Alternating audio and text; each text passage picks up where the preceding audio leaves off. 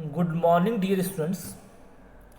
This is the last video of your last chapter, number 12, The Boy Who Saved Holland.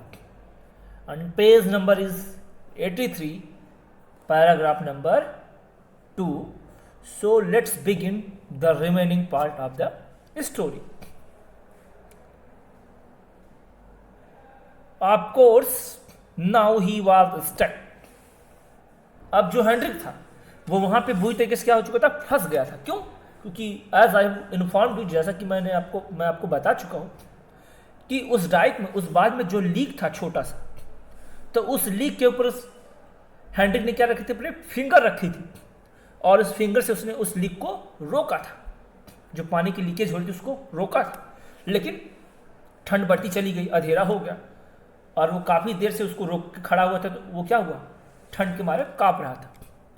He couldn't move, और वो वहां से move भी नहीं कर सकता, हिल भी नहीं सकता था, वहां से जा भी नहीं सकता, because as soon as he did the leak would start again.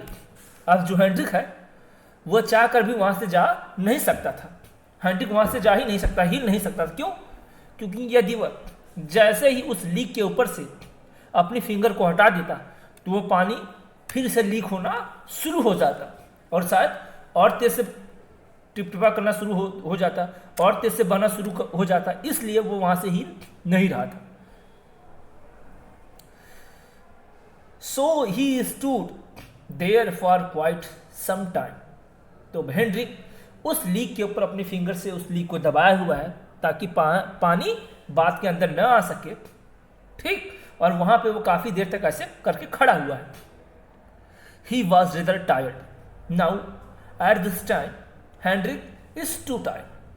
Heinrich इस समय पूरी तरीके से थक चुका है क्योंकि काफी देर से उसने उस लीक के ऊपर अपनी फिंगर को रखा है। और जैसे कहीं पानी टपक रहा है, उस लीक के ऊपर अपने फिंगर को रखे रहोगे तो ज्यादा देर तक रख थोड़ी पाओगे, हाथ दर्द करने लगेगा। और वो तो अंधेरी रात ठंडी पड़ रही है तो उसको दिक्कत भी हो रही है। And his finger felt numb and stiff from the Eiffel top holding back the North Sea. अब उसने उस लीक के ऊपर अपनी फिंगर को रखा है और उस ठंड में उसका जो हाथ क्या हो गया, सुन्न हो गया है। उसका हाथ पूरी तरीके से सुन्न हो चुका है। कभी उसके हाथ में मोले, ठीक, हाथ पूरी तरीके से उसका क्या हो चुका है, सुन्न हो चुका है। वो उस ठंडी में कांप रहा है क्योंकि उसने कॉन्टिन्यूअस उस लीकेज के ऊपर अपना फिंगर रखा हुआ। But he new he was doing his duty. लेकिन हेनरिक को मालूम थी कि वह अपनी ड्यूटी कर रहा था, रिस्पॉन्सिबिलिटी कर रहा था। उसको मालूम था कि यदि उसने उस लीक के ऊपर से अपनी उंगली हटाई तो वो लीक एक बहुत बड़े होल में तब्दील हो जाता और उससे वो बात क्या हो जाता, टूट जाता और हॉलैंड क्या हो जाता, डूब जाता। इसलिए वो वहां से हिल नहीं रहा था। बिसाइड्स, इसके अलावा, he thought someone would pass by and get people to repair the damage. इसके अलावा हेनरिक के दिमाग में आया, उसने ये सोचा कि कोई न कोई व्यक्ति इस रोड से गुजरेगा, यहाँ पास से गुजरेगा और तब मैं उसको हेल्प लेके क्या करूँगा, बुलाऊंगा और कहूँगा भाई ये जो बांध में, ये जो डाइक में लीक हुआ इसको आप क्या करो, रिपेयर कर दो। तो हेनरिक किसी तलाश में था कि यहाँ से यदि कोई भी व्यक्ति गुजरेगा तो मैं इसको मदद के लिए बुलाऊंगा कि भाई बाद में क्या हो चुका है, एक लीक हो चुका है, अब इसको रिपेयर कर दीजिए। But the stillness and loneliness continued. लेकिन उस घनी अंधेरी रात में वहां पर केवल हेनरिक ही था, कोई भी इंसान, कोई भी व्यक्ति वहां से गुजर नहीं रहा था। हेनरिक बेचारा वो वहां पे अकेला ही उस लीकेज को रोककर खड़ा हुआ था। Hendrik's arm was numb with pain. अब जो हेनरिक का जो भुजा है, जो उसका हाथ क्या कर रहा है, दर्द कर रहा है और उसका हाथ उस ठंड में पूरी तरीके से सुन्न हो चुका है। He had no idea how long he stood there. Hendrik को मालूम भी नहीं कि वह कितनी देर से वहां पर खड़ा है, उस लीकेज को रोककर खड़ा है। लीनिंग फॉरवर्ड, और वो कब से ऐसे करके आगे की तरफ झुका हुआ है। क्यों? क्योंकि उसने उस लीकेज को अपने फिंगर से रोका है। शोल्डर्स रेस्ड, उसने अपने कंधों को ऐसे उठाया हुआ है। He cried and called out, वो खूब जोरों से चिल्ला रहा है कि कोई यहाँ पे और मेरी मदद करो। But there was no answer and no one came to help. अब हेनरिक उस घनी अंधेरी रात में चिल्ला रहा है कि कोई यहाँ पर आओ मेरी मदद करो, इस बात में लीक हो चुका है, लेकिन हेनरिक की आवाज़ को कोई भी सुन नहीं रहा है और हेनरिक को कोई रिप्लाई नहीं मिला। मतलब हेनरिक की मदद करने के लिए वहाँ पे कोई नहीं आया। हेनरिक उस घनी अंधेरी रात में, ठंडी रात में चिल्ला रहा है कि मेरी मदद करिए, इस डाइक में लीक हो चुका है, लेकिन वहाँ पे उस रास्ते से कोई भी इंसान गुजर नहीं रहा। At last when it was almost dawn, और आखिरकार तब धीरे धीरे क्या होने वाला था, सुबह होने वाली थी। पूरी रात ऐसे ही बीत गई और पूरी रात भर हेनरिक अपने उस फिंगर से उस लीक को दबा कर रखा, रोक कर रखा, और जैसे ही सुबह होने वाली थी, the burgomaster happened to pass by. तो इसको हम कह सकते हैं, द बगो मास्टर मतलब एक प्रकार के जो चीफ मजिस्ट्रेट होते हैं यूरोपियन कंट्रीज में, एक अच्छी पोस्ट पे, तो वहाँ के जो चीफ मजिस्ट्रेट थे वो वहाँ से गुजर रहे थे, उसी बात के पास से गुजर रहे थे। ही सा the frightened little boy and immediately called for help. तो जैसे उस मजिस्ट्रेट साहब ने, उस चीफ मजिस्ट्रेट ने उस हेनरिक को देखा, हेनरिक क्या हुआ था, डरा हुआ था, तो वो क्या हुआ, उसके पास तुरंत मदद के लिए पहुंच गए। Young man, he said gently, why were you poking your finger in the dike.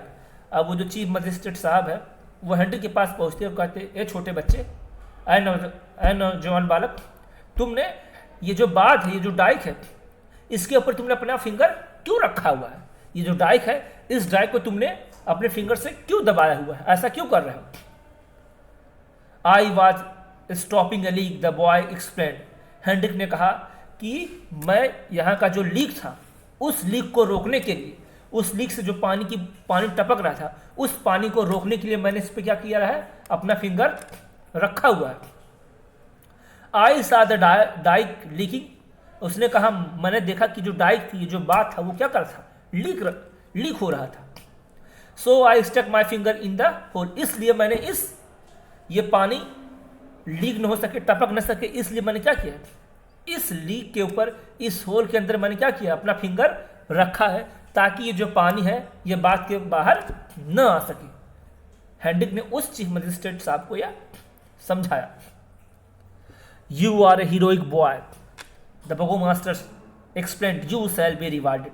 अब वो जो चीफ मजिस्ट्रेट साहब थे उन्होंने कहा कि आप वास्तव में एक बहुत ही वीर बालक हो, बहुत ही साहसी बालक हो। और उन्होंने कहा कि आपको मैं इसके लिए क्या करूंगा, यू शैल बी रिवार्डेड, आपको इसके लिए पुरस्कृत किया जाएगा, आपको मैं इसके लिए क्या करूंगा, इनाम दूंगा, क्योंकि आपने एक बहुत ही बड़ा टास्क किया है, बहुत ही बड़ा महान कार्य किया है। The burgomaster called a meeting of the beggars and they agreed that the boy had heroically saved Holland। अब वो जो वहाँ का बग मास्टर था उसने क्या की, एक मीटिंग बुलाई, और किसकी, बगर्स की। मतलब उसने अपनी कमेटी बुलाई, जो मेंबर्स थे उसकी टीम के, उन सबको उसने बुलाया, और पूरी मीटिंग के जो लोग थे, मेंबर्स थे, वो इस बात पे सहमत हो गए कि इस बॉय ने, इस छोटे बच्चे ने क्या की है, साहस का परिचय देते हुए पूरे हॉलैंड को बचाया है। यदि उस बच्चे ने उस लीक के ऊपर अपनी फिंगर नहीं रखी हुई होती तो लीक क्या हो जाता, एक बहुत बड़े होल में तब्दील हो जाता और पूरा हॉलैंड क्या होता, उस नॉर्थ सी के अंदर डूब जाता। तो इस बच्चे ने क्या किया, बहुत ही वीरतापूर्वक कार्य किया है। इसने क्या किया, पूरे हॉलैंड के लोगों की जान बचाई है, तो इसके लिए इसको रिवार्ड मिलना चाहिए, इसके लिए इसको पुरस्कृत करना चाहिए। So the beggars voted to award the boy a certificate of good citizenship। तो वो जो उन लोग की मीटिंग थी, उस मीटिंग में यह निर्धारित हुआ कि इस बच्चे को एक सर्टिफिकेट दिया जाएगा, और वो कैसा सर्टिफिकेट है, गुड सिटीजनशिप का, मतलब एक अच्छे नागरिक का उसको सर्टिफिकेट दिया गया, और उसके साथ उसको इनाम के रूप में कुछ पैसे भी दिए गए। The leak was plugged soon and men were sent to strengthen the dike। अब वो जो लीक थी, उस लीक को ठीक करने के लिए जो कारीगर थे, जो व्यक्ति थे, उनको भेज दिया गया कि उस बात में जो लीक है उस लीक को आप क्या करिए, जाके ठीक करिए। तो वो वहां पे गए और उन्होंने क्या किया, जो कर्मचारी थे, जो बात बनाने वाले थे, उन्होंने क्या किया, उस बात को रिपेयर कर दिया, बात को फिर से ठीक कर दिया। A great pair of Holland was saved, और इस तरीके से हॉलैंड का एक बहुत बड़ा पार्ट डूबने से बच गया। और उसको बचाया किसने, उस अदम्य साहसी बालक ने। Many years have passed since then, और कह रहा है तब से, इस घटना को बीते तब से अभी तक कई वर्ष हो चुके हैं, मतलब कई साल हो गए इस घटना को बीते। And many things have been forgotten, कह रहा है इस इंसिडेंट को हुए, इस घटना को बीते कई साल बीत चुके हैं। और कह रहा है कई ऐसी सारी चीजें हैं जो कि भुला दी गई हैं, लोग भूल चुके हैं। But the country has remained grateful to the heroic young boy who kept his finger in the dike and saved Holland.